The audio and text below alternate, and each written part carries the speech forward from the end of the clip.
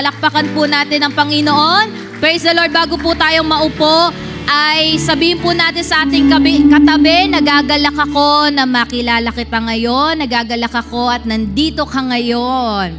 Praise the Lord. Maaari na po tayong makaupo sa presensya ng Panginoon.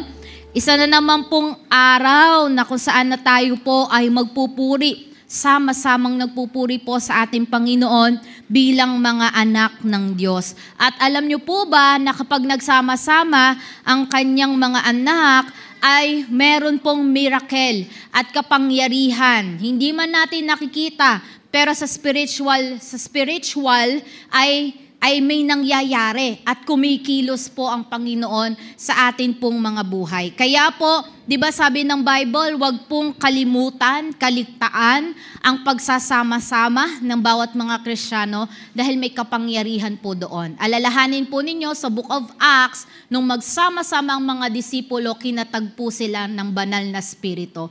Kaya marami pong himala ang nangyayari. And sa umaga pong ito ay pag-aaralan po natin yung a call to imitate Christ. Napapanahon po ito, yung the power of imitating Christ, dahil alam po natin na malapit na po talagang dumating ang Lord. Ako po, nagturo po ako kaninang first service, tapos tumakbo po ako sa Walter Mart Panandalian lang. Sandali lang, tiningnan ko lang po yung ating pong service at nakakatuwa po talaga ang Panginoon. Alam po natin na nagsisimula lang po tayo. Alam po natin na yung businessman worship service ay talagang ipinanganak po sa puso ng Panginoon at yung vision ay ibinaba po niya sa mga workers. At nakakatuwa po, hindi pa man po tayo ganun kalaki, kadami. Pero grabe po talagang Panginoon. At alam niyo po ba na cover po yung dapat ma-cover? Yung dapat nating bayaran ngayong pong oras na ito. Palakpakan nga po natin ng Panginoon. And how much more, ang topic po kanina ni Pastora kay paano maging milyonaryo. Naniniwala po siya na lahat po tayo ng mga anak ng Diyos ay magiging milyonaryo talaga. Kasi bakit? End times na eh. Malapit na pong dumating ang Lord. And lately po, sobrang nabuburden po ako. Medyo introduction lang. Tinabi ko rin po ito sa first service dahil po malapit na talagang dumating ang Lord. As in po talaga. Kung kayo po ay magre-research or minsan nagbabrowse po tayo sa mga TikTok, makikita po natin nangyayari na sa iba't ibang mundo. Tama po ba? At ako po, usually, lagi ko pong nakikita yung nangyayari sa isang bansa. Ano ba yun? Ramas ba yun? Rama? Yung hindi po siya sa Gaza eh. May sinasabi po sila na eyes on Rama ba yun? Ramas? Basta isa pong lugar na kung saan po binobomba ng Israel. At nakikita po doon na usually ang mga na-emphasize po sa social media ay kung paano na yung anak, maliit na bata, nawalan po ng magulang dahil po sa ginagawa ng Israel na binobomba po yung bansa po na yon. At ako naman po ay tumingin din naman po ako sa Israel. Ang sabi naman po ng Prime Minister na kung hindi daw po nila tatapusin yung kanilang sinimulan na kasi may Hamas po sila na gusto po talagang ma-wipe out eh. Magbaback to zero po uli sila. Ibig sabihin, pwede pong mangyari na mag-create uli sila ng grupo para pabagsakin ang Israel.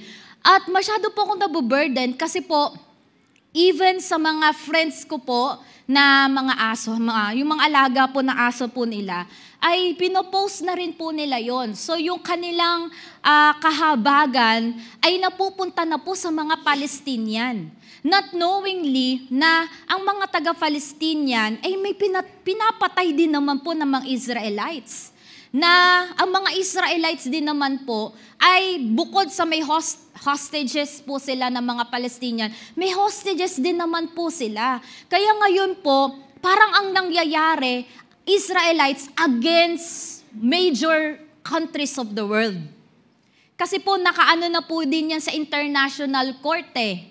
International court na gusto po nila na kasuhan yung prime minister ng genocide. Kasi marami pong mga tao na namatay po doon. Ang pinapalabas pa po ng maraming tao ay kaawaan. na ang mga bata ay namatayan ng magulang. Siyempre, kung wala kang alam, talaga pong maaawa ka eh. Andyan po ba kayo? So pag nangyari na po yun, na Israelites against at napalibutan na po sila ng maraming bansa, tatawag na po sila sa Diyos at tutulungan po sila ng Diyos.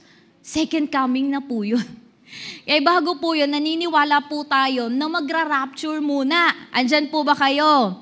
Kaya pakisabi mo sa katabi mo, malapit na talagang dumating ang Diyos.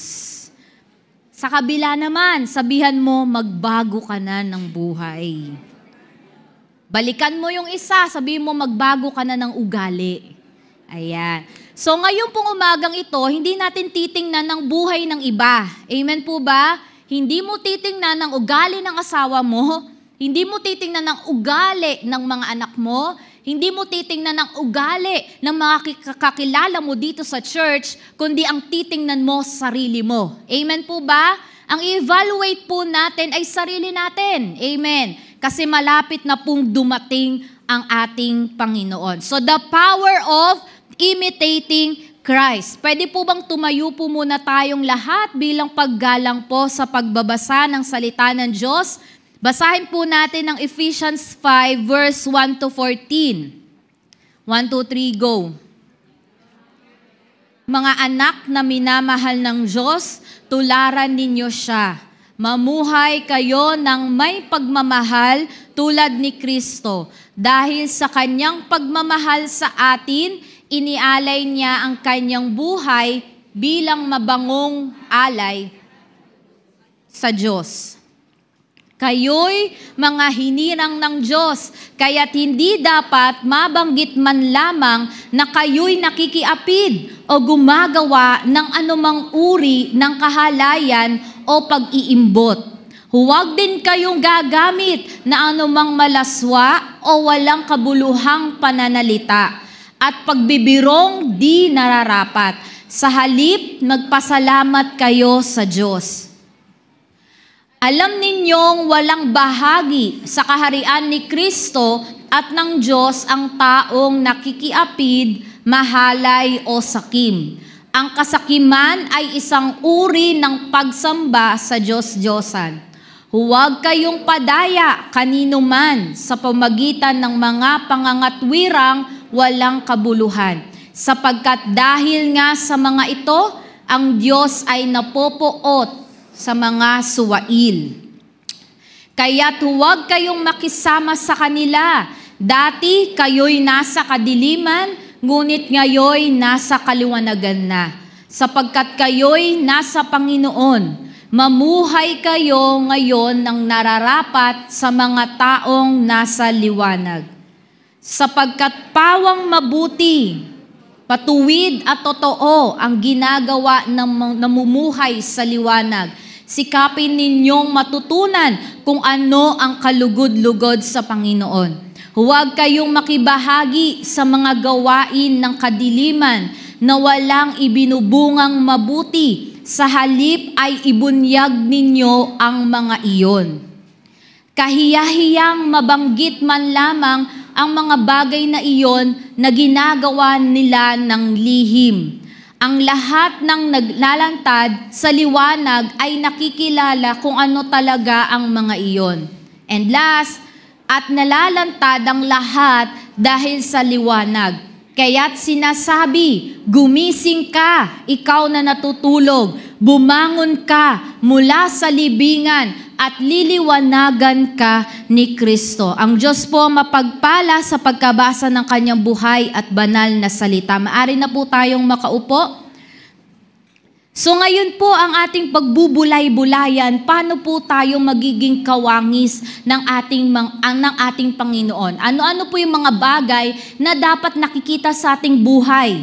Taglay-taglay ng bawat isa. Kasi baka mamaya nakakalimot na po tayo. Alam ko pong merong mga pagkakataon sa buhay natin na hindi po nakikita si Kristo. Tama po ba?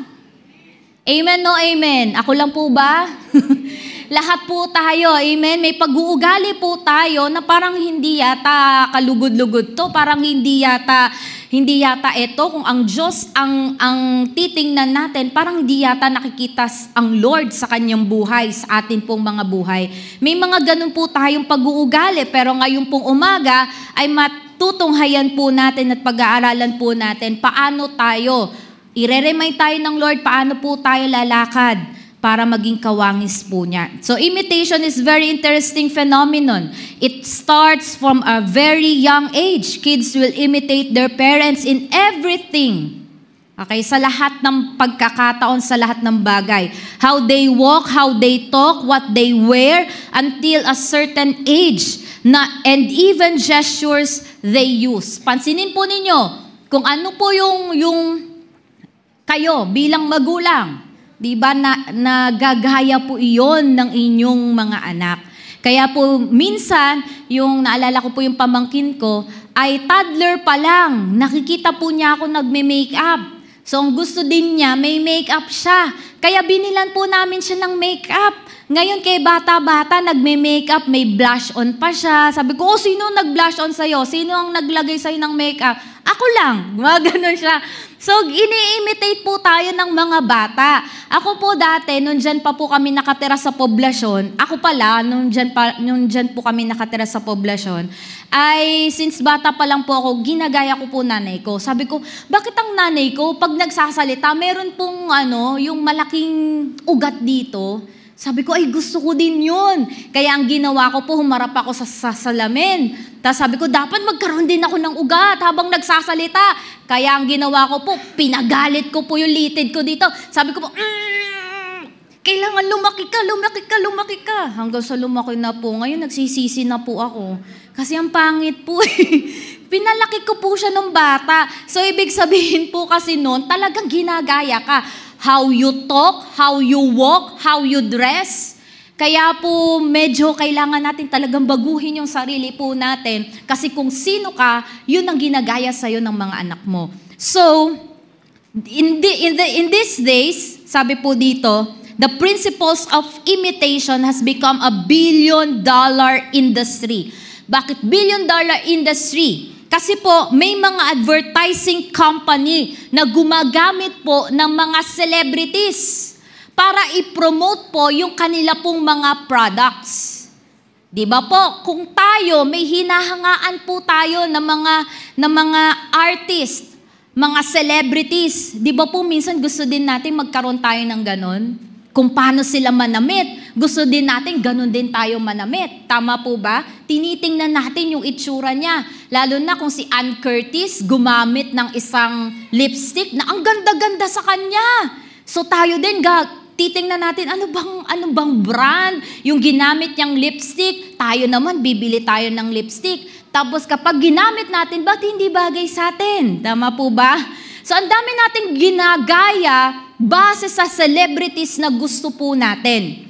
Okay? So dito po, I believe one of the deep-seated reasons for this is people want to belong. Sino po ba dito ang gusto na ayaw niya mabilong siya sa isang group? Taas ang kamay. Walang may gusto na ganon, tama po ba? Lahat po tayo ay gugustuhin po natin. Meron pong some part of us na gusto po nating mabilong naman tayo. Ayaw nating ma-out of place tayo sa isang group. Amen po ba? So ang tendency po noon, kung anong meron sila, hahangarin mo na ngayon. Minsan sa workplace po natin, kung lahat sila ay naka-iPhone, ikaw gusto mo din balang araw magkaroon ka ng iPhone. Kaya kahit wala kang kakayanan, pipilitin mong bumili ng iPhone. Ang gagawin mo, mangungutang ka sa Simbank. 30,000. Mangungutang ka pa sa ibang mga online banking. Sa Maya, sa Paymaya. Kasi bakit? Gusto mo kasi na magkaroon ka din ng iPhone para maging belong ka sa workplace mo. So bakit nagiging ganon? Kasi nga gusto natin maging belong tayo sa lahat po ng mga kaibigan po natin. So you become what you behold. So what you imitate or follow is what or who eventually will become.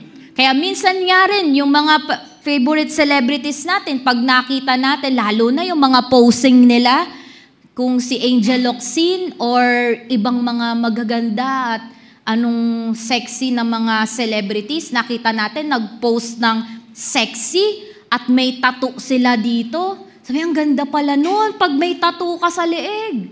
Tapos magpo-post ka ng nakatalikod. Tapos magtutupis ka, 1 piece, 2 piece, 3 piece, chicken joy. Diba?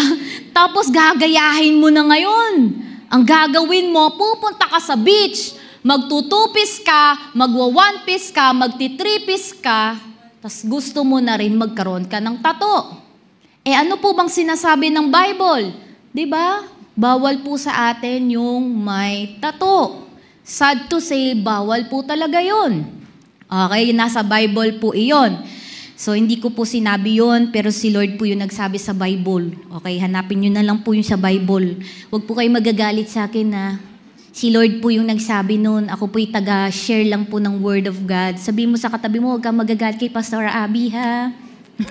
Mga magulat po ako, nasa labas na po ako, sasabihin nila, gabi naman si Pastor Abby, yung tattoo nga eh. Pero po, may ano po yan. Siyempre, kung halimbawa hindi ka nakakilala pa sa Panginoon, tas may tattoo ka na, siyempre naman, di ba?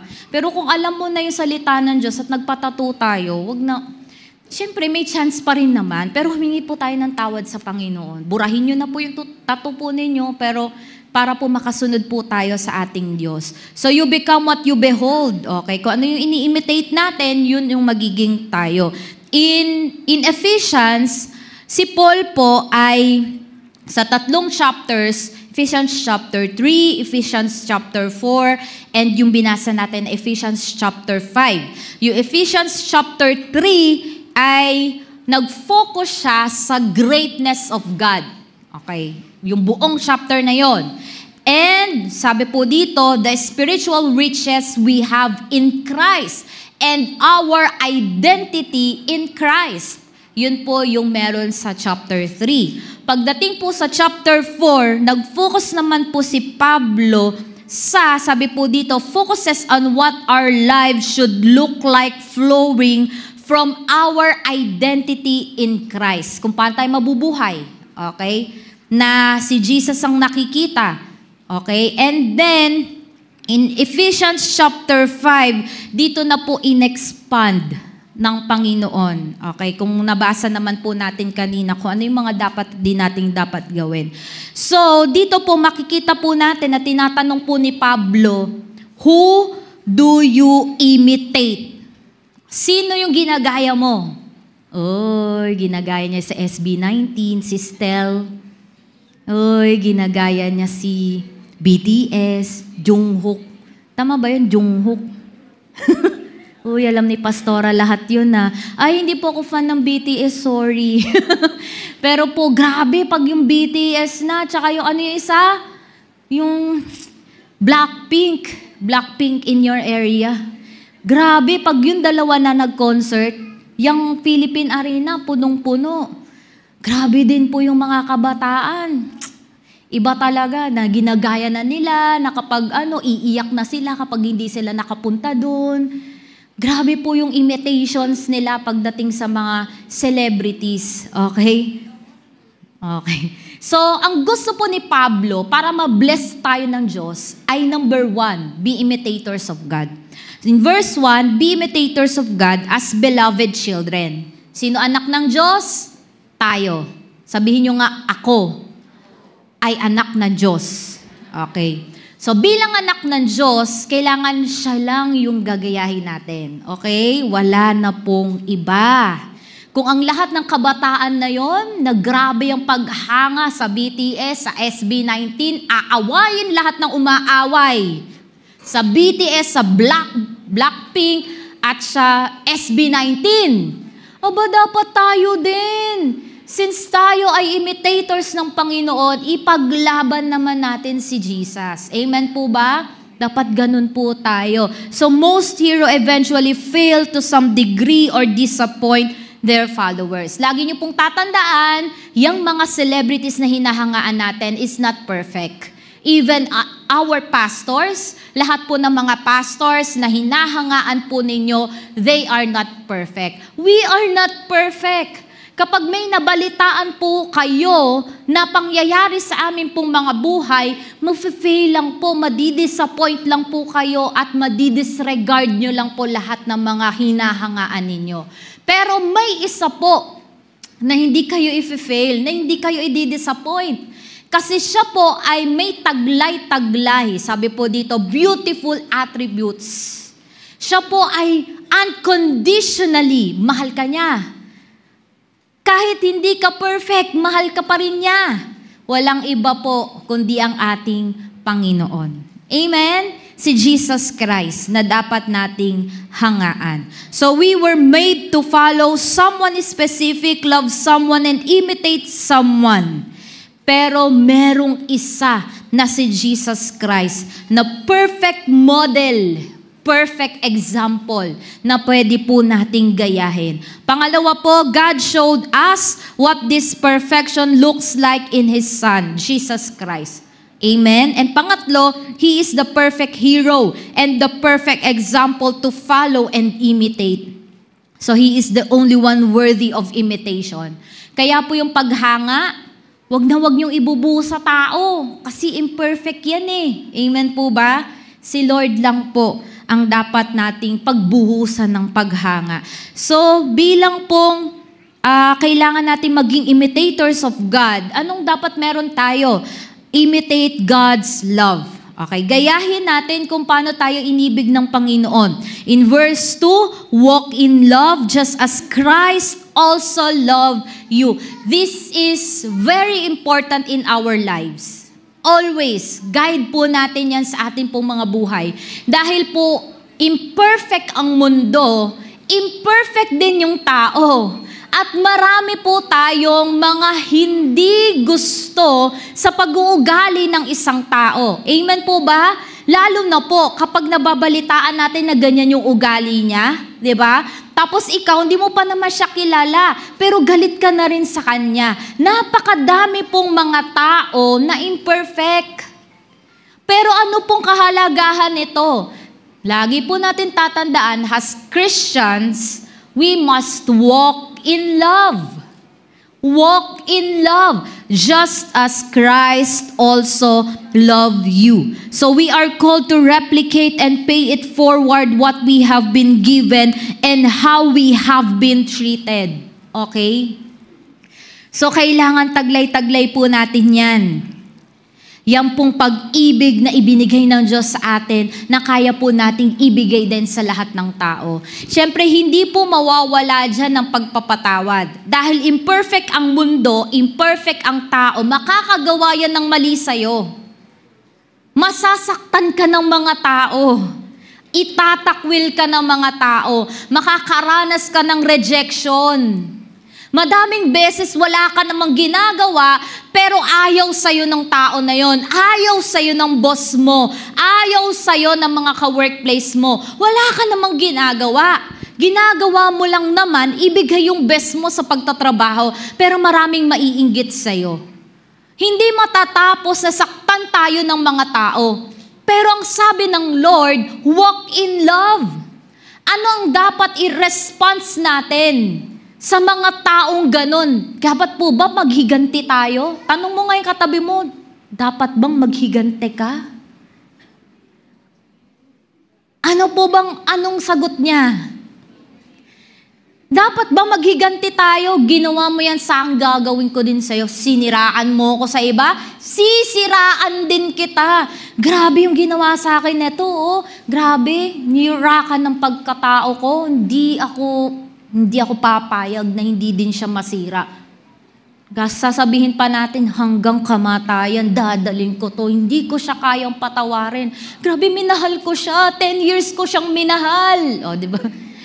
Tapos, hindi ko alam bakit kami nag-break. Anong kulang sa akin? May kulang ba sa pagmamahal ko? So we must walk in love. Patawarin po natin yung mga taong nakasugat ng ating puso. Amen po ba? Sabihin mo sa katabi mo, patawarin mo ang kaaway mo. Sino ba yun? Sino ba yung kaaway mo? Kasi, maliwala po kayo sa akin. Hindi pa sora, okay na yun. Matagal ko na siyang pinatawad. Pero paano pag dumating siya ngayon? Kakausapin mo ba? Meron ka bang lakas na loob na kausapin siya? Kung wala, ibig sabihin, hindi mo pa siya talaga pinapatawad. So, para makakilos po ang Panginoon sa ating pong mga buhay, we really need to forgive. Para po lumabas ang pag-ibig, we really need to forgive. Kasi napakahirap po yung may sakit sa puso eh. Tama po ba? Hindi mo maibibigay yung genuine love sa ibang tao kung nasasaktan ng puso mo. Okay? So, para mangyari lahat ng yon, kailangan po nating magpatawad. 1 John chapter 4 verse 18, walang kasamang takot ang pag-ibig at pinapawi ng ganap na pag-ibig ang anumang takot. Hindi pa ganap ang pag-ibig ng sino mang natatakot sapagkat ang takot ay kaugnay ng parusa. Walang hindi kayang gawin ang nagmamahal. Amen? Lahat ng kasalanan nabubura dahil sa pagmamahal. So if we don't understand the complete and perfect love of God, we can fall into trap of using our frame of reference of earthly imperfect love and apply it to our image of God. So ano po ibig sabihin na to? Kung hindi mo alam, okay, yung true meaning ng perfect love of God, ang tendency po inon ay masusukat mo base sa pagmamahal ng tao, ang pagmamahal ng Diyos sa'yo. Kaya po minsan nga we question the love of God eh. Sasabihin natin, di ba mahal mo ako? Bakit namatay ang tatay ko? Di ba mahal mo ako? Bakit namatay ang mahal ko sa buhay? Di ba mahal mo ako? Bakit ako nawalan ng trabaho? We question God. Kasi iba yung definition natin ng pag-ibig. Kung hindi natin nauunawaan yung perfect love of God, hindi ba bakit ginawa ng Diyos sa'yo yan? Baka mamaya, dun sa mga nag-break, baka mamaya hindi pala siya ang kalooban ng Diyos sa'yo. Dun po sa mga namatayan ng mahal sa buhay, baka yun na lang talaga ang buhay niya. Kasi wala naman pong tao na eternal. Na habang buhay sa earth, talagang lahat po tayo ay dadaan sa kamatayan. Amen po ba? Amen. So kailangan pong malaman natin, maintindihan natin yung perfect love of God para hindi po natin masukat ang pag-ibig ng Diyos base sa mga pangyayari natin sa buhay. Because God is love. Kahit ano pa pong pinagdadaanan natin, actually kahit itakwil pa natin ng Diyos, ang sakit nun para sa Diyos. Pero andyan pa rin siya. Open arms. Mahal ka pa rin ng Diyos. Tayo lang naman yung lumalayo sa Diyos. Dahil sa kasalanan, lumalayo tayo sa Diyos. Pero hindi nababawasan ng pag-ibig ng Diyos sa'yo. Sabihin mo sa katabi mo, hindi nababawasan ang pag-ibig ng Diyos sa'yo. But God is not a man. Lagi natin tatanong, hindi siya tao. Okay? Hindi siya tao. God doesn't have love. God is love. Hindi siya yung tayo na meron tayong pag-ibig. Pag walang pag-ibig, wala na. Siya mismo ay pag-ibig. So there is nothing too hard for Him to handle. No problem He can't solve. No journey too hard. Okay? So tanggapin po natin na habang nandito tayo sa earth na to, makakaranas po talaga tayo ng sakit. Bakit mo mararanasan yung sakit? Kasi tigas ng ulo mo eh. Nung bata ka, kain ng baboy, bulalo, taba, tapos ano pa, coke. Tigas kasi ng ulo eh. Kaya hindi natin pwedeng sisihin ng Diyos. Bakit ako nagkasakit? Bakit ako ganito? Diba, yung iba po na nagkakasakit din, wala namang ginagawa. Katulad po na na-interview ko po yung isa sa mga pasyente po namin. Sabi ko, ano pong history ninyo? Sabi niya, hindi naman kami uminom ng Coke. Ano pa nga kami? Athlete pa nga kami. Pero pagdating ng 30, parang yun yung sumpa nila. Pagdating ng 30, lahat sila na magkakapatid ay may diabetes na. Sabi ko, it's a curse na. Pag ganun. So, kailangan po natin ipag-pray na maputol ang curse sa'yo. Amen? Kasi may mga hindi naman tayo, example, hindi naman tayo maano sa pagkain, pero bakit nagkaroon ka ng ganong sakit? Kasi it runs in your blood. Kaya mahalaga po, yung naipagpe-pray po kayo na maputol, yung cancer sa family nyo, maputol yung ganitong sakit sa family ninyo, yung kidney problem sa family po ninyo, para po simula sa'yo at sa generation na ipoproduce mo, wala nang ganong sakit. Amen po ba?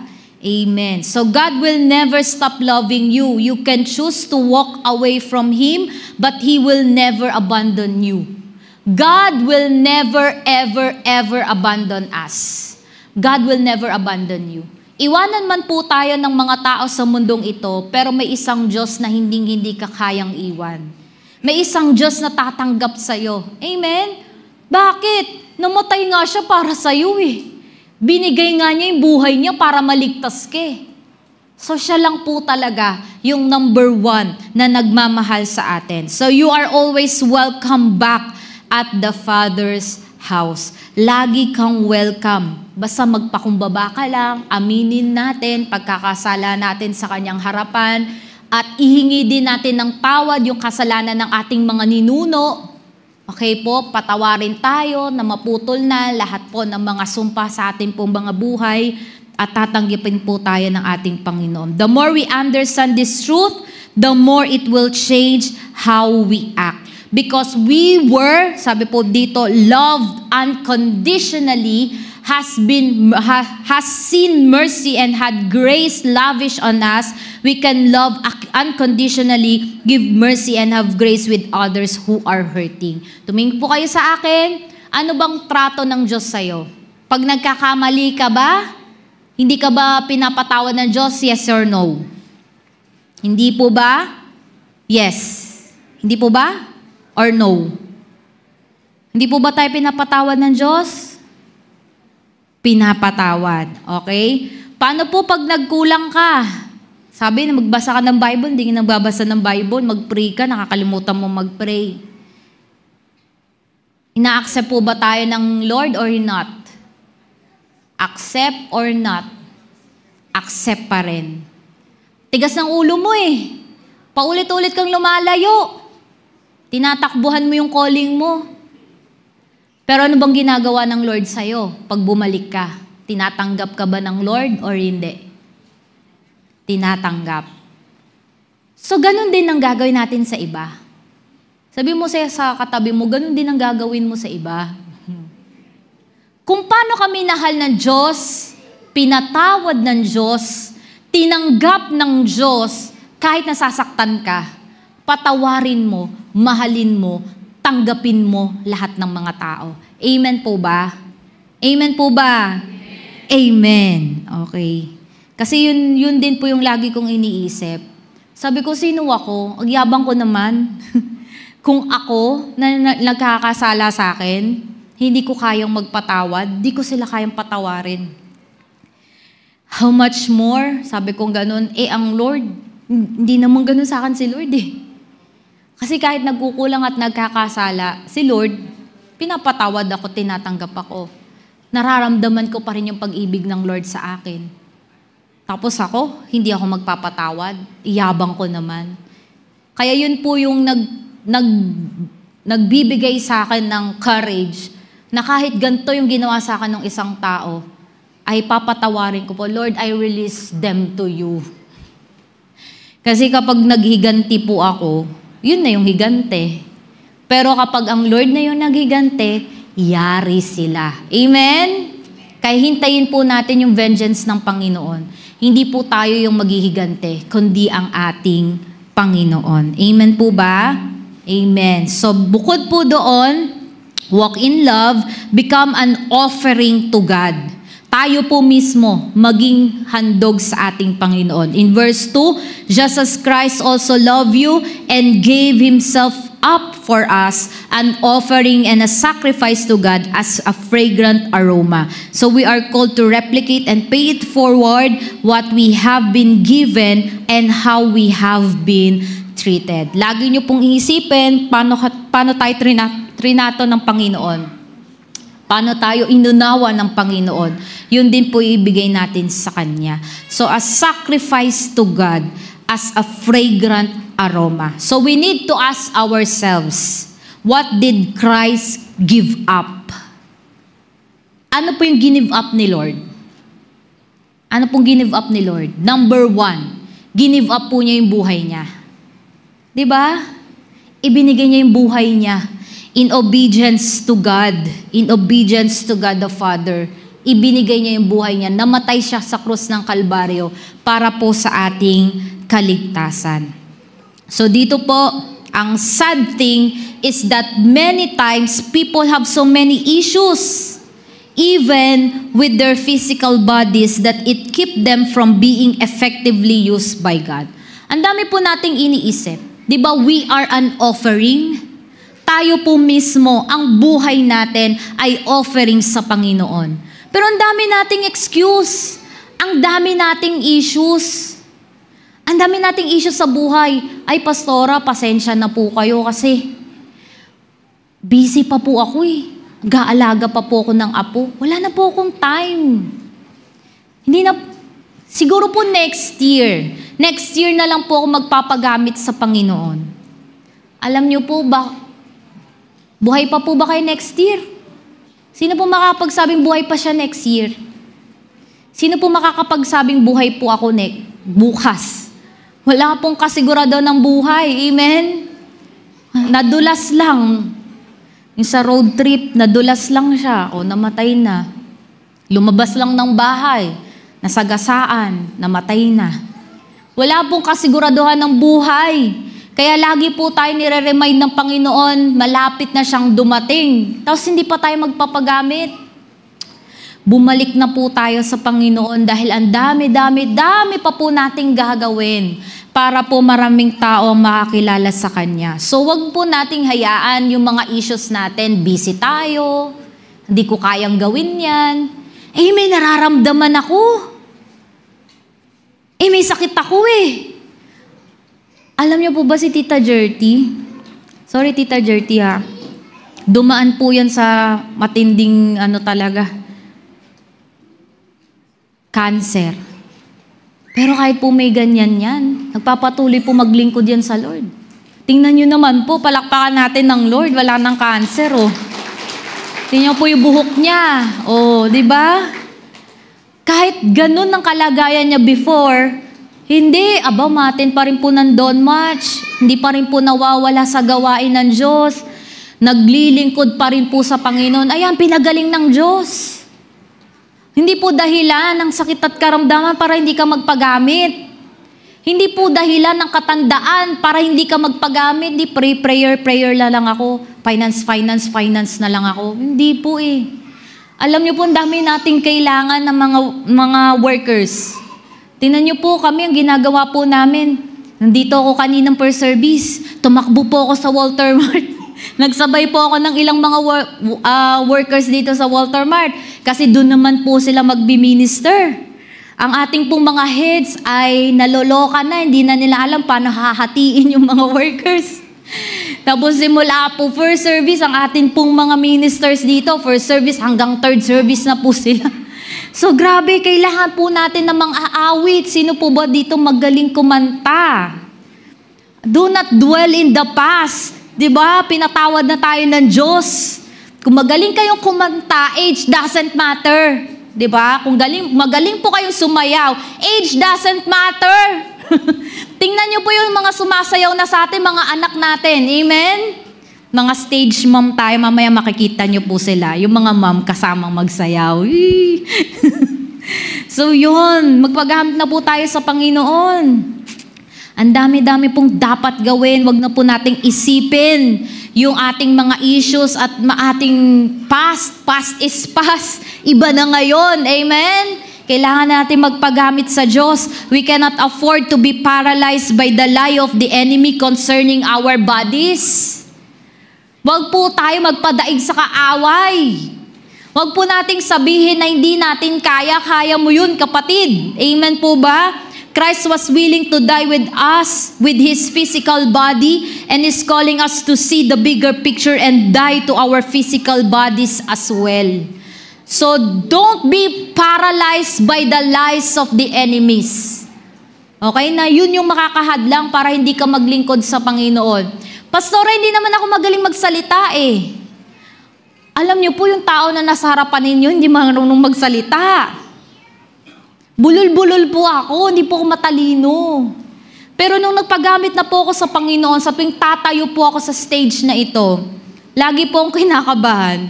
Sinasabi ko po sa Panginoon, Lord, ikaw na pong bahala. Kasi kilala mo naman ako eh, alam mo yung kakayanan ko, alam mo yung katalinuhan ko. Sabi ko sa kanyang ganon. Kaya sa tuwing bumababa po ako, lagi po ako namamangha kasi hindi ako yun eh. So kung magpapagamit po tayo katulad ni Moses, kung anong meron ka, yun yung gagamitin ng Lord. Hindi kung ano yung meron yung iba. Hindi po ako marunong kumante, hindi po ako marunong tumugtog eh. Marunong po ba kayo mga may? Lahat tayo marunong mga may. Amen po ba? At kailangan din po natin yung mga marunong sa computer sana para sa registration. Diyos ko, ang registration po natin, ang hirap. Alam niyo po ba, excited po ako kasi meron po tayong, siguro po, next week, aasikasuhin ko na po, yung attendance po natin, may mga barcode na. Yung pipindot-pindot na lang. Kaya lahat po ng a-attend sa atin dito, automatic, na bibigyan na po ng papel, tas na may barcode. Pag naka 14 po kayo na attend, na pabalik-balik, tsaka po kayo bibigyan ng card. Ang ganda! Card na po mismo. Right away, ibibigay po sa inyo. Kasi ibig sabihin po nun, member po kayo ng JIL. At ito po ay ginagawa ng ilan din po sa mga churches ng Bulacan. JIL Bulacan. So excited po ako. So magpagamit na po tayo sa Panginoon. Ano pa po yung inoffer ng Lord, ginive up ng Panginoon, bukod sa buhay niya? Christ offered up all His privileges, His equality with God, His godly form, and chose to empty Himself of all of this in obedience. Ano po uli yung give up ng Lord? Buhay niya. Pangalawa pong give up ng Lord, yung privilege niya na maging Diyos. Okay? So bakit? He is the darling of heaven. Sa langit po ba sinusunod siya? Sa langit po ba maganda buhay niya? Amen? May mga angels na sumusunod sa kanya. Sinasamba siya doon. Pero pagdating po sa lupa, saan po ba siya pinanganak?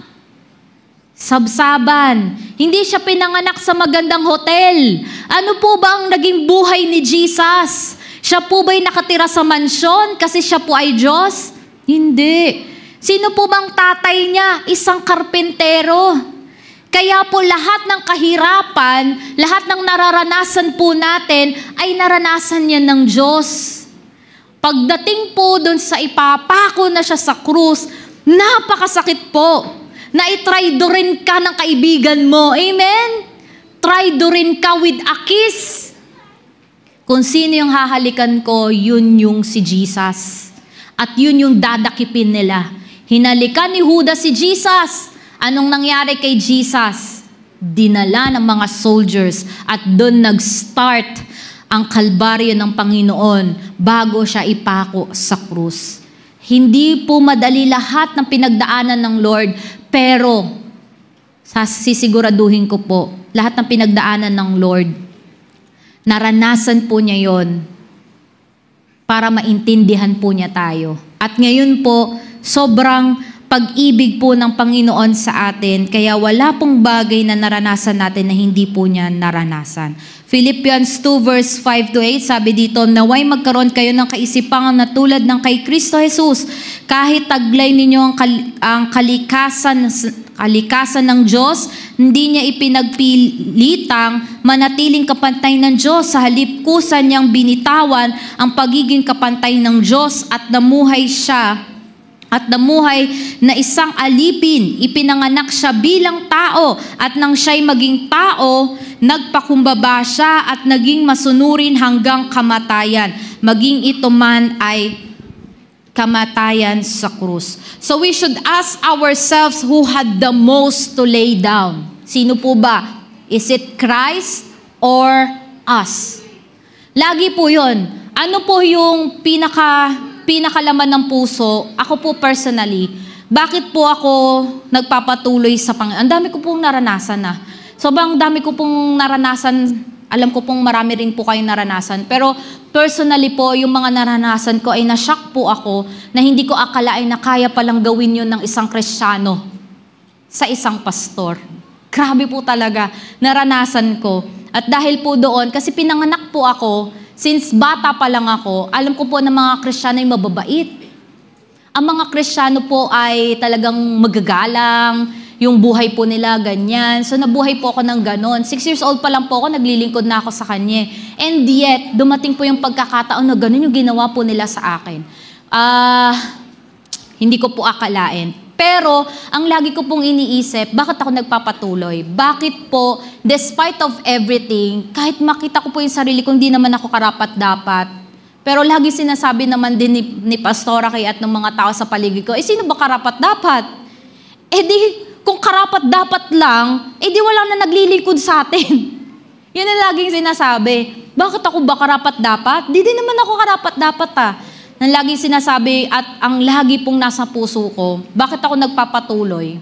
Hindi po dahil sa mga tao. Nagpapatuloy po ako kasi mahal ko po ang Lord. Pangalawa po, namatay siya para sa akin. Sa tuwing nakikita ko po yung Passion of the Christ, umiiyak po talaga ako. Lahat po ng nababasa ko pagdating Passion of the Christ, yung isa sa hinahangaan ko po sa Diyos, naiyak ako.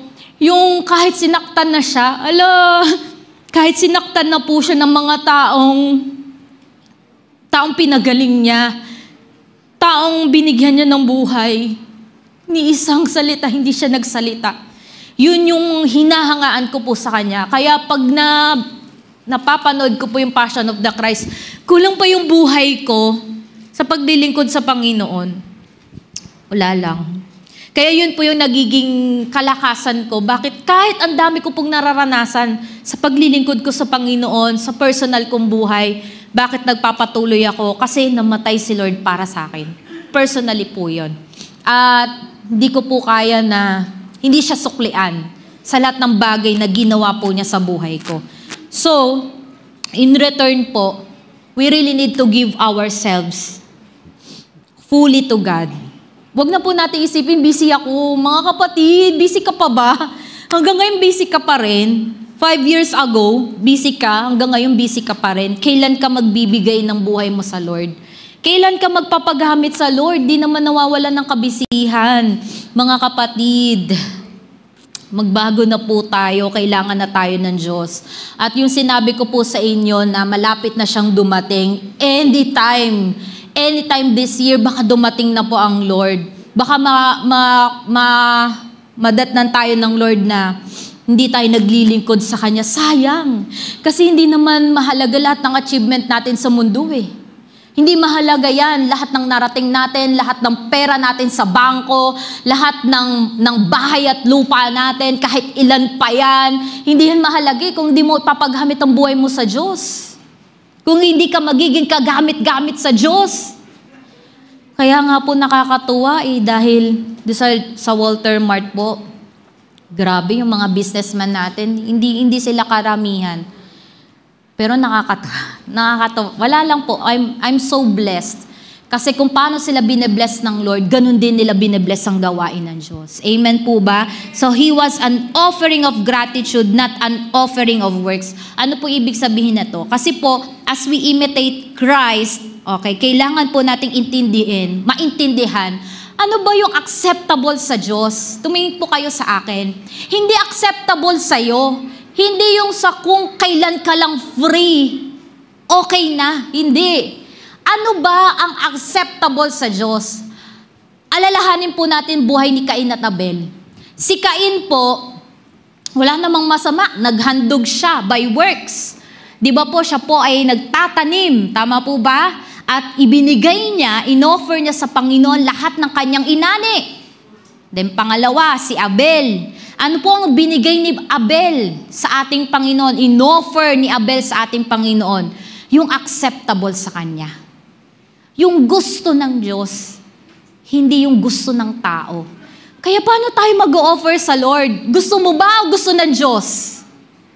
Ano ba, may calling ka sa Panginoon pero tinatakasan mo? Ano ba yung dapat nating i-response? Malapit na siyang dumating. Lahat ng time ibinigay na sa atin. Tayo ay nag-aaral, busy ako sa thesis. Tayo ay nagtatrabaho, busy ako sa trabaho. Tayo ay nagkaasawa, nagkaanak, busy ako sa anak. Tayo'y tumanda, busy ako sa mga apo. Kailan po tayo magpapagamit sa Diyos? All our lives, busy tayo. Paano naman si Lord? Ang bait-bait ng Lord, biruin niyo po, unfaithful tayo. Pero binebless pa rin tayo ng Lord. Nawa po ma-realize ng bawat isa sa atin na paano mo masusuklian lahat ng kabutihan at katapatan ng Diyos? Paano? Sa gusto mo ba or sa gusto ng Diyos? Pag sinunod po natin yung gusto ng Diyos, matutuwa ang Panginoon sa atin. So the offering that God is interested in is the offering of obedience and surrender. Despite ng lahat ng issues at lahat ng iniintindi po natin sa buhay, kung tayo po ngayon ay magdi-decide na tayo po ay maging obedient at surrender po natin yung buhay natin sa Panginoon, our offering will be acceptable to Him. So He is looking for us to surrender our will to His will so He can work in us to work and to will according to His purpose. Kasi hindi naman po pakialamero si Lord. Di nga po niya tayo ginawang robot Kung anong gusto natin gawin sa buhay natin, pwede naman. Siya po ay tagapaalala lang lagi. So dahil ganun po ang ating Panginoon, kailangan po isurrender mo muna yung buhay mo sa Diyos. And once sinurrender mo ang kalooban mo sa Panginoon, Lord, it's not my will, but your will be done in our lives. Doon na po siya kikilos sa buhay nyo. Doon na po siya kikilos sa family po ninyo. Amen po ba? So 2 Corinthians 2 verse 15, para kaming mabangong samyo ng insensong inihahandog ni Kristo sa Diyos at nalalanghap naman ng mga naliligtas at ng mga napapahamak. Tayo po, pag inoffer natin yung pure heart natin sa yung dalisay na puso natin na walang ibang motibo, hindi dahil inutos ni ganito, hindi dahil nandito kasi si ganito, walang ibang motibo. Dahil gusto lang natin parangalan ng Diyos, makabawi man lang tayo sa Panginoon dahil mahal po natin. Tayo po ay parang magiging mabangong samyo sa harapan niya. So pangalawa po, be God's light in the world. Okay po, be imitators of God. Pangalawa, be God's light in the world. In verse 8, Paul says that we must be light in the world. Alam na po natin yan. Kapag meron nasa kwarto po tayo, pinatay natin yung ilaw, madilim siya. Tama? Pero pag nagsindi na po tayo ng flashlight or ng candle, makikita po natin yung liwanag. So sa magulong takbo ng buhay natin or ng mundo na ito, inaasahan tayo ng Diyos na ikaw naman ay magliwanag. Alam niyo po ba yung mga napapanood ko sa social media? Grabe yung, siguro 9 months pa lang yun, adopted siya. Pero ang ginagawa sa kanya nung nanay niya ay itinatali yung dalawang kamay hanggang sa nabali yung ganito. Tapos binaril ng pellet dito, tapos binubugbog. Tapos nakita ko po, maitim na yung yung paa niya. Tapos madalas iniiwan sa kwarto na mag-isa na hindi pinapakain. Madalas din iniiwan sa kotse ng matagal. Grabe, 9 months. Siguro 9 months po yun kasi maliit pa Tapos po dinala nila sa daycare. Nakita nila yung bata, grabe, putol yung dito, tapos ang daming sugat, tapos kinasuhan. Kaya 35 years makukulong yung nanay. Tapos namatay na po yung bata. Grabe. Tapos po sa hospital po namin, may isang 2 years old po doon or 3 years old. Nabali yung ganto. As in, eto nabali yung gitna. Tapos, ang laki po ng bones po natin dito para mabali dahil sa nadulas lang or nahulog. Hindi mababali ng ganto unless pinalo mo ng sobra-sobra ng something or ano. Kaya po ang po ng surgeon namin, abuse, child abuse. Kasi hindi makasalita yung bata. Tingnan mo yung bata, hindi nagsasalita. Ang bait po niya, promise. Hindi ganun ng bata. Kapag dinadala sa hospital, ang mga batang dinadala sa amin, gabi iyak ng iyak. Pero yung bata na yun, tahimik lang. Na nandun yung nanay. And after the operation, hindi makalapit yung nanay. Andun lang siya. Di ba po pag tayo nanay, nabalian yung anak natin, di ba ang tendency nun, alalang-alala ka? Tama po ba mga nanay? Lalapitan mo siya, yayakapin mo siya. Pero hindi ginawa po nung nanay. So child abuse po yun. Kaya ni-report po yun ng surgeon po natin. Ibig sabihin, pasama na ng pasama. Bakit ka magagalit sa bata? Talagang iiyak yan. Huwag ka na lang mag-adapt kung hindi mo kayang mag-alaga or kung hindi mo kayang laging may mangungulit sa'yo. Kasi ganyan talaga ang bata Diba? Grabe. Kawawa naman yung bata. Ang ganda-ganda pa naman ng bata.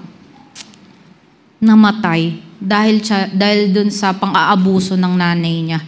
So, hindi na po sa panahon ngayon, yung mga bagay na hindi nating aakalaing nangyayari na Tama po ba? Kung gaano kasama ang tao. So, ang gusto ng Lord, maging kakaiba naman tayo. Amen? Gusto ng Lord, maging light tayo ng mundong ito. So, letter A, come out of darkness. Sabi mo sa katabi mo, come out of darkness. Come out of darkness. So, bakit? Okay. Tayo dati nasa darkness. Totoo. Pero nung naligtas na tayo, nakakilala tayo sa Panginoon, nasa light na tayo. Okay? Pero may mga nagagawa tayong kasalanan, kayo lang ang nakakaalam. Okay? May mga tinatago tayo lang din ang nakakaalam. So, ang sabi ng Panginoon sa atin, come out of darkness. Okay? Come out of darkness. Yung mga immorality, sexual immorality, lahat po na yan. Alam niyo po ba, pinapasa na po yung bill ng divorce. Di ba po? Konti na lang po yung hearing ba yun? Siguro mga 5 na lang. Pag naipasa na po yun, so magiging legal na po yung divorce sa atin. Di ba? Tapos si Senator Joel, na po siya resign na siya as yung president ng majority leader. Oo. Nag-resign na po. Kasi po, whether we like it or not, sa government, number game talaga. Kahit gumagawa ka ng tama, alam mo ang prinsipyo ng Diyos. Pero kung konti lang kayo ng mga Kristiyano sa loob, hindi kayo mananalo. So, kaya po ini-encourage tayo na pumasok sa politics para marami tayong lalaban sa katotohanan. So our hearts should be focused on giving thanks, flowing from gratitude and hope, leaning on the Holy Spirit to change us from the inside. So instead na mag-focus ka sa mga negative na bagay, dapat ang puso mo'y punong-puno ng pasasalamat. Sino po ba dito ang wala ng pera? Huwag magtaas ang kamay. Ganyan din yung nangyari sa kaninang umaga. Lahat ng ngiti. Ngumiti. O hindi ko po kayo pinataas ng kamay Pero ngumiti kayo. Ano ibig sabihin nun? Hindi lahat naman kasi tayo dumadating sa talagang ganong pagsubok. Pero alam niyo po ba, dapat kahit walang pera, papasalamat pa rin tayo sa Lord. Lord, salamat. Alam natin na God will make a way. Amen po ba? Laging ganun Kahit sa buhay ko po, lagi ako nililigtas ng Lord. Sa halimbawa, may mga due date na, Ayan. May mga parating na dapat bayaran. Di ba? Lagi tayong nililigtas ng Lord. And kahit dumadaan po tayo sa pagsubok, ano yung response natin? Ano yung actions natin? Bakit mo binibigay sa akin yung pagsubok na to? Or, Lord, thank you. Lord, thank you. Umiyak no? Salamat, Panginoon, sa dalamhati at sa kabiguan, sa pagluha ng pusong nasugatan, sa pagtuturo at pagtutuwid. Lord, salamat. Hindi lang tayo magpapasalamat dahil maganda nangyari sa buhay mo. Dahil ngayon ang yaman mo. Kasi na-promote ka. Ngayon kasi may kliyente ka na big time. Hindi dahil maganda nangyari sa buhay mo, tsaka ka palang magpapasalamat. Maging buhay po natin that in every circumstance of our lives, ay yung pagpapasalamat sa Diyos ay hindi po mawala. Amen po ba? Amen. So letter B, walk as children of light. In verse 13, all things become visible as it is exposed to the light. If everyone does the same thing, it becomes the norm and seems normal. Okay? So wag po tayo makiayon sa mundong ito. Sabi mo sa katabi mo, wag tayong makikiayon sa mundong ito. Paano po pag may nag-aya sa inyo? Uy, tara inom tayo!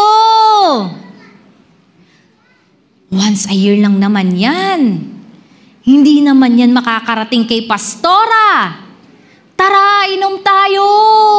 Tsaka ang layo-layo natin, sa QC tayo sa Pasig tayo, walang nakakakilala sa atin. Ano pong gagawin ng mga Kristiyano? Iinom, hindi. Lalakas. Hindi po. Diba? Kasi po, pag ganun ang buhay natin, para na rin tayong nasa mundo. Kasi hindi po ganun ang mga Kristiyano. Magalit po kayo sa Lord, pero wag po kayong magagalit sa akin kasi ako lang naman po ay taga-bahagi ng salita ng Diyos. At kapag po tayo ay may nakikita na something sa social media na parang normal life na to Normal na palang magpatato. Ay, ang ganda no? Ang ganda ng pagtatato.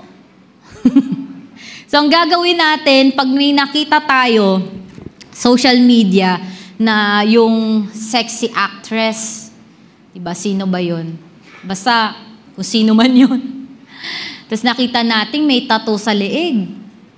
Tapos ang gagawin, sa infinity pool, tatalikod, tataas yung dalawang kamay, papakita yung tattoo dito.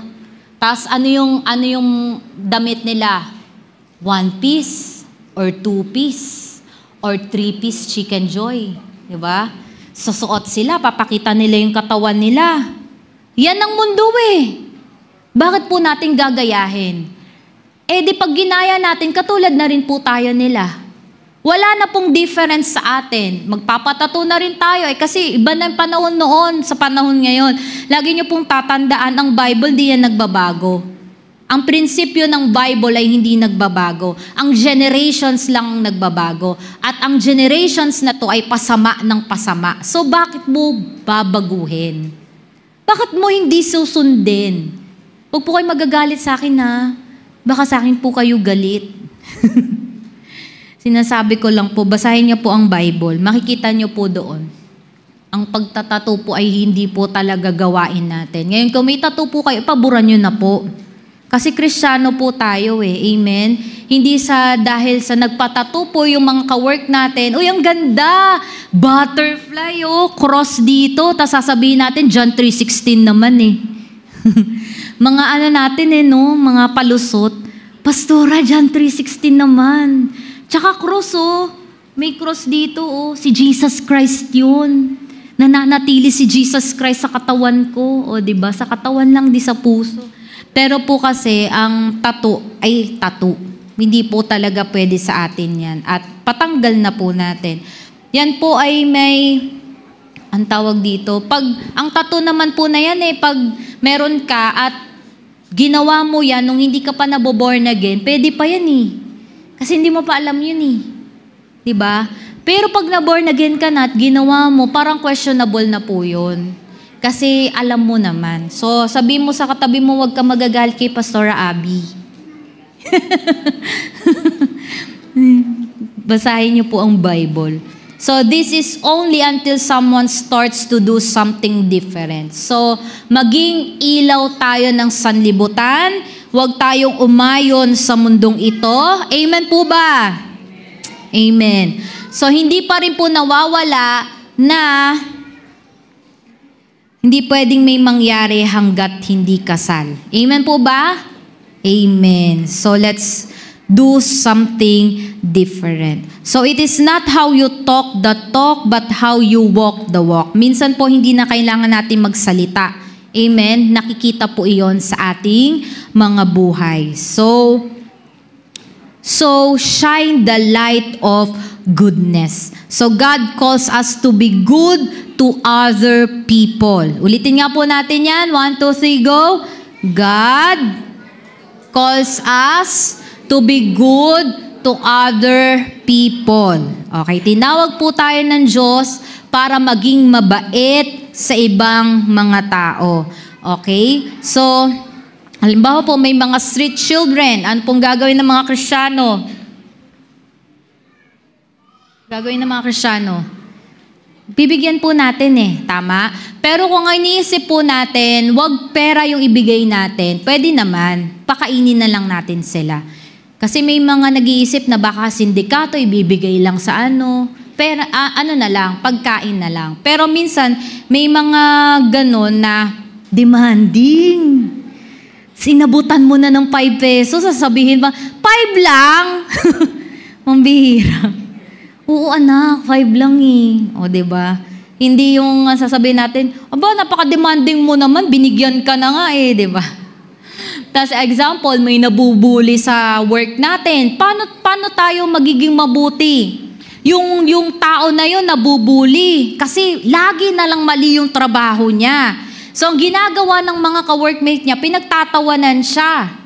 At talaga namang binubuli po talaga siya. Bilang Kristiyano, anong gagawin natin doon sa tao na yon? Bubulihin din natin? Maaasar din tayo? Tayo pa yung unang tatawa? Sabi mo sa katabi mo, hindi. Okay? So tayo iba. Iba tayo. Ulitin ko po, iba tayo. Kapag po may mga nagkakamali, hindi natin pagtatawanan. As if na mas magaling ka kesa kanila. Amen? Ang gagawin ng mga Kristiyano, i-encourage siya. Hindi okay lang yan. Part yan ng learning mo. So gawin mo ng tama, i-educate mo yung tao para hindi na siya makagawa ng mali at hindi na siya pagtawanan ng iba. Amen po ba? Romans 2 verse 4, o hinahamak mo ang Diyos sapagkat siya'y napakabait, matiisin at mapagpasensya. Di mo ba alam na ang kabutihan ng Diyos ang maakay sa iyo upang magsisi at tumalikod sa kasalanan? Tapat po ba ang Diyos? Yes or no? Yes. Mabuti po ba ang Diyos? Yes or no? Mahabagin po ba ang Diyos? Yes or no? Maunawain po ba ang Diyos? Yes or no? Yes. Pero hindi po dapat maging ticket yan para po tayo ay magpatuloy sa pagkakasala. Bakit po mabuti ang Diyos? Bakit po tapat ang Diyos? Bakit po maunawain ng Diyos? Bakit po mapagpatawad ang Diyos? Para magsisi ka at tumalikod ka sa kasalanan. Di ba minsan po naiiyak tayo? We are unfaithful, but God is really faithful. Amen po ba? We are not worthy, but still God is faithful. Amen. So be good to other people as God was good to you. Basahin nga po natin uli. Next slide. 1, 2, 3, go. 1, 2, 3, go. Be good to other people as God was good to you. God is calling us to goodness. Amen. Wait lang po. Sige. Alam niyo po. Okay na. Para naman maging okay yung mukha ko po. Kasi napakadami na pong picture na talagang hindi ko nagugustuhan. It's either nakanganga akong ganyan. Pinopost nila ako. Okay na. Maganda na ako dyan Okay, shine the light of righteousness. We live in righteousness because we are made righteous. Amen. Amen. So shine the light of truth. People are desperate for truth and for people who live truthfully. People who live in integrity. So we don't need more perfect people. We don't need more perfect people with perfect hair and perfect teeth and perfect bodies. We don't need them. Okay? We need real people. Sabihin nyo nga po, real people. So we need real people who live in truth. Okay? Ang tao po kasi, nagja-judge yan base sa nakikita. Tama?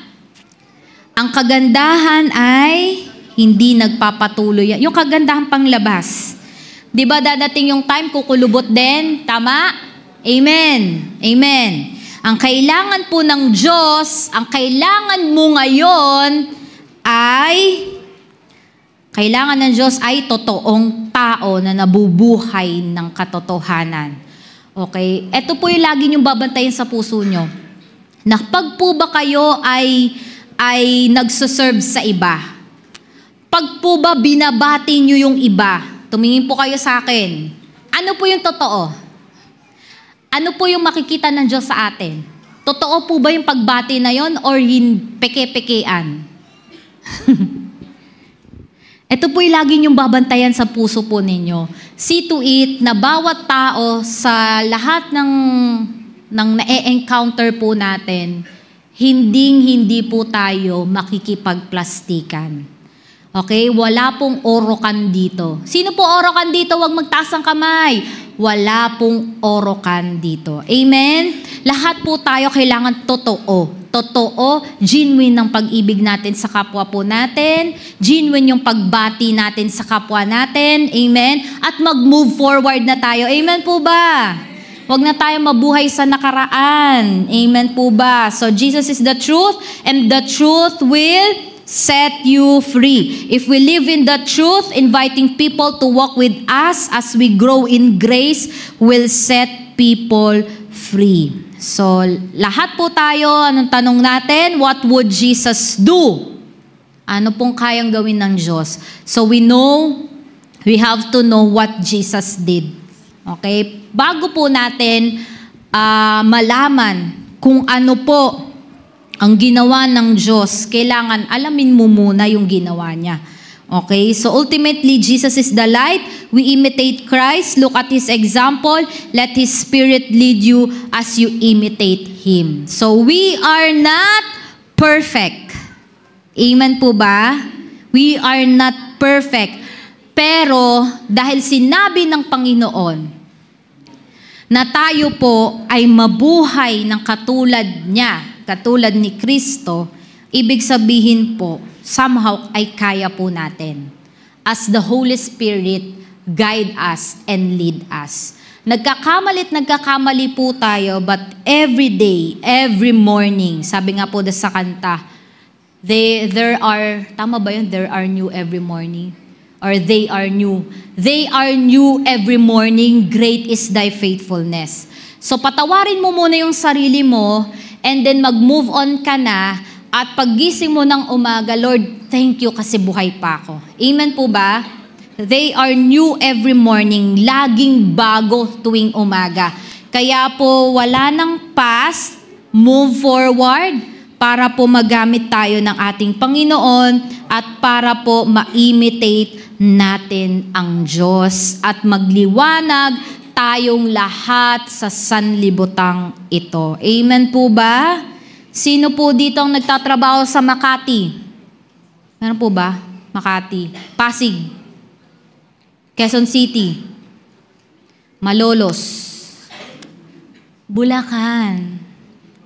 Saan po kayo nagtatrabaho? Wala po ba kayong trabaho? Tambay-tambay lang sa bahay. Wala pa talaga kayong trabaho. Ako lang po sa QC. Hindi, kasi di ba po after this, nag-spread na po tayo. Sa iba-iba na po tayong barangay or ewan ko, saan lugar, nagpupunta. So ang gusto ng Lord, magliwanag ka doon sa lagi mong pinupuntahan. Amen? Amen. O, sige po, palakpakan po natin ng Diyos. Kaya po tumayo po tayong lahat.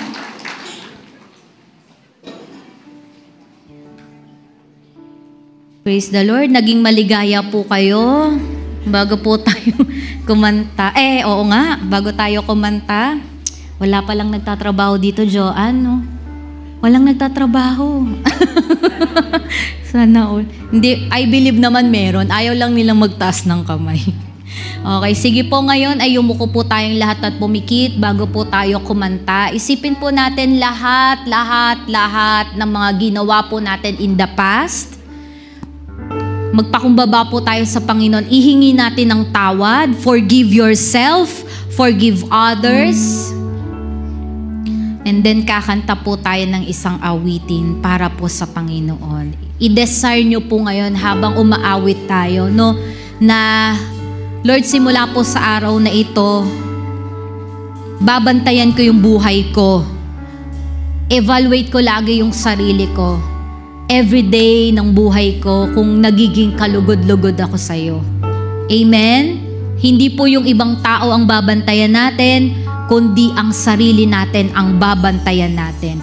At simula sa araw na ito, susunod tayo sa Panginoon. Paglilingkuran natin siya at isosurrender natin ang ating buhay sa Kanya. Praise the Lord. Kanta lang po tayo ng isang awitin.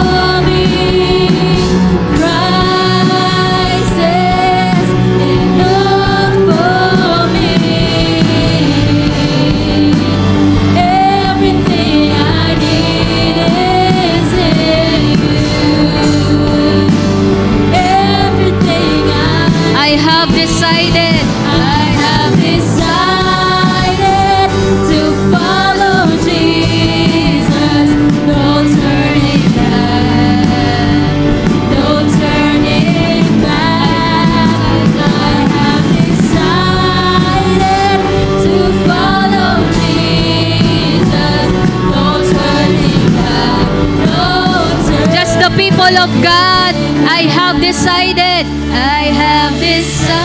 Itaas po natin ang ating mga kamay. Hallelujah. Huwag po nating isipin yung mga issues natin in life, yung mga iniisip po natin. Let us decide to follow Jesus this morning. Open your heart to Jesus. Hayaan po nating kumilos ang Panginoon. Minsan pa po, I have decided. Yes, Lord, to follow Jesus. No turning back. No turning back. I have decided to follow Jesus. No turning back. No. Sa mahinang tinig, Itaas po natin ang ating kamay. Yes, Lord. Yes, Lord. No turning back. I have decided to follow Jesus. No turning back. No turning. Tayo po'y manalangin sa Panginoon habang nakataas po ang ating kamay. Alam niyo po, binibigyan po tayo ng pagkakataon ng Diyos ngayong pong umagang ito. Pwedeng dumating yung pagkakataon pag hindi pa rin po tayo nakapag-decide na sumunod sa ating Panginoon, ay mawalan po tayo ng pagkakataong mai-offer ang ating aming maibibigay. Alam po namin na hindi pa po ito sapat. Pero sa tuwing naiisip po namin ng krus ng Kalbaryo at kung paano ka namatay, Lord, kulang pa ang aming buhay, kulang pa ang lahat-lahat sa amin para ibigay po namin sa iyo. Panginoon, karapat dapat ka sa lahat ng meron po kami. Dahil Lord, kung bakit kami ngayon nasa estado ng aming buhay ay dahil sa iyo. Ikaw ang nagbigay ng katalinuhan, ikaw ang nagbigay ng abilidad, ikaw ang nagbigay ng kayamanan. Lahat ng meron kami ay galing sa iyo. Anong isusukli namin, O Diyos? Isusukli namin, Lord, ang pag-ibig namin sa iyo. Isusukli namin, Panginoon, ang aming paglilingkod sa iyo. Lord, importante ka, mas importante ka sa lahat ng bagay sa mundong ito. Dahil lahat ng ginagawa namin sa mundong ito ay mawawalan ng kabuluhan. Lahat lang ng ginagawa namin para sa iyo ay may kabuluhan at may reward, Lord, sa eternity. Lord, tulungan mo po kami na magtiwala sa iyo, Panginoon. And as we obey you and serve you, alam po namin unti-unti mo pong aayusin lahat ng mga worries, anxieties namin, problems, struggles, Lord. Pati yung oras namin ay aayusin mo sa pangalan ng aming Panginoong Jesus. Nasain po namin, Lord, na maging kawangis ka namin. Nasain po namin, Lord, na lumakad kami ng may pag-ibig. Kung paano mo po kami minahal, kung paano mo po kami inunawa, kung paano mo po kami pinatawad at binigyan muli, Lord, ng pagkakataon. Ganon din po, Lord, yung ibibigay namin sa iba. Mamahalin din namin sila. Uunawain, patatawarin, i-accept, Lord. Dahil sino kami para hindi magpatawad? Sino kami para hindi magmahal? Hindi mo kami tinawag para maghigante. Vengeance is yours, Lord. Ang tangi lang namin magagawa, magpatawad at mahalin namin ang aming kapwa. Sa pamagitan ng Lord, Panginoon, ang buhay namin ay magiging katulad, Lord, ng isang insenso, Lord, na pag nilanghap mo, Lord, ay matutuwa ka sa handog na ibinibigay ng iyong mga anak. Tulungan mo rin kami, Panginoon, na i-offer ang aming buhay para sa iyo, ang aming paglilingkod para sa iyo, Lord. Nasain namin na maging genuine ang aming paglilingkod sa iyo, in the mighty name of Jesus. And Lord, nawa lumakad kami ng may kaliwanagan. Maging liwanag kami ng sanlibutang ito. Ilayo niyo po kami, Lord, sa takbo ng mundong ito. We are different, God. Hindi po kami katulad ng mga tao sa mundong ito, Panginoon. Magliwanag ang bawat isa, Panginoon, upang maraming tao ang makakita na si Jesucristo ang nabubuhay sa amin pong mga puso. Lord, tulungan mo po kaming sumunod sa iyo. Tulungan niyo po kaming mag-surrender sa kalooban mo. Not our will, Lord. Not our will, Lord. But your will be done. Katulad ni Cain at Abel, Panginoon. Kung ano ang acceptable sa'yo, yun ang inihandog ni Abel. Kaya naman si Abel, Panginoon, ang kinalugdan mo kesa kay Cain. Hayaan mo, Lord, malaman namin kung anong pagkakatawag mo sa amin. At sumagot kami ngayon, Panginoon, yung pagkakatawag mo at gusto mong handog ang maibigay namin, hindi po yung kagustuhan namin. In Jesus' name. Lord, pagpalain mong yung mga anak, lahat ng hawakan namin sa trabaho, sa pag-aaral, sa negosyo, sa buong pamilya, Lord. Hallelujah. Bind our families with one love that cannot be broken. Si Jesus ang mangunguna sa bawat pamilya na nire-represent sa lugar na ito. At anumang pong conflict between relationship, Lord, mag-asawa, Panginoon, sa anak, magkapatid, Panginoon. Hayaan mo na manguna at mag-overflow pa rin ang pangunawa at pag-iibigan.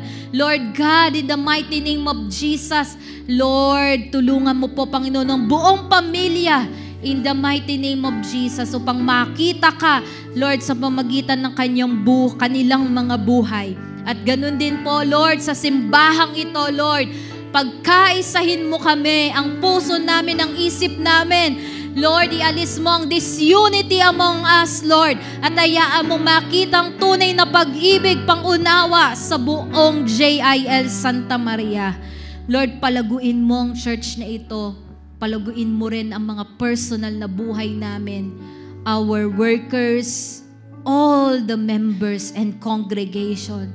Lord, lahat kami, Panginoon, habang nagpapagamit sa iyo, susupply mo lahat ng aming pangangailangan. Walang maghihirap sa amin. Kami lahat magiging ulo, hindi buntot. Hindi kami magpapadaig sa sinasabi ng kaaway sa aming mga buhay, dahil siya ay talunan 2,000 plus years ago at wala na siyang karapatan sa buhay namin at sa buhay ng pamilya namin, dahil alam na namin ang kahihinatnan ni Satanas at lahat ng kanyang kampon. Lord, tulungan niyo po ang bawat isa po sa amin na labanan, Lord, because you have given us authority, Lord, the power of the Holy Spirit. Hallelujah, hallelujah. Kaya hindi magtatagumpay ang kaaway sa amin. Jesus is Lord over our lives. Jesus is Lord over our families. And in every areas of our lives, we declare the Lordship of Jesus in our lives. In Jesus' name, in Jesus' name. And as we walk in light and we walk in love, Lord, hallelujah, hallelujah. Padadaluyin mo ang nag-uumapaw na pagpapala sa buhay ng iyong mga anak. Dahil, Lord, marami ka pang gagawin, Lord. Marami ka pa kaming gagawin upang maraming tao ang makakilala sa iyo, Lord, in the mighty name of Jesus. We praise you, God, and we thank you sa iyo, Panginoon, ang lahat ng papuri, lahat ng pagsamba, lahat ng parangal sa pangalan ng aming Panginoong Jesus. Amen and amen. God bless you all po.